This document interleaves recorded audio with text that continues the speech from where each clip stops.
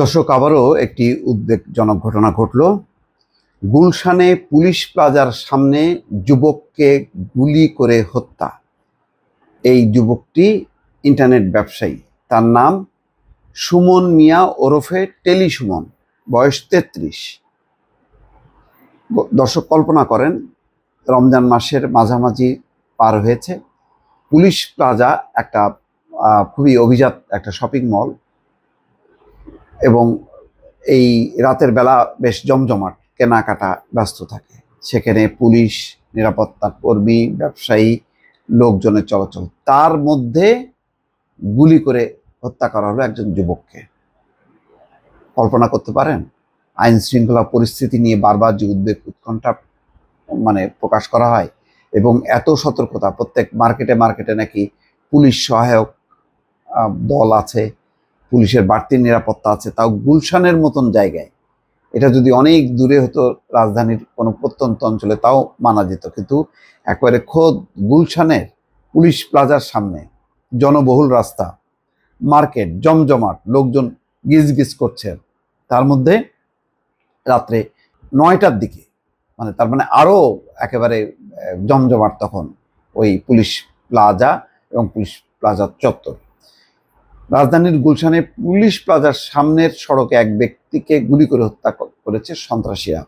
বৃহস্পতিবার রাত 9টার দিকে এই হত্যাকাণ্ডের ঘটনা ঘটে বলে পুলিশ জানিয়েছে। নিহত সুমনের নাম সুমন মিয়া ওরফে টেলি সুমন। তিনি বাসাবাড়ি ও প্রতিষ্ঠানে ব্রডব্যান্ড ইন্টারনেট সংযোগের ব্যবসা করতেন বলে পুলিশ জানিয়েছে। পুলিশের গুলশান থানার উপপরিদর্শক মারুফ আহমেদ বলছেন, পুলিশ প্লাজার সামনের সড়কে সুমন মিয়ার সঙ্গে কয়েকজন ব্যক্তির ধস্তাধস্তি হয়। এক পর্যায়ে ওই ব্যক্তিকে গুলি করে দুর্বৃত্তরা পালিয়ে যায়।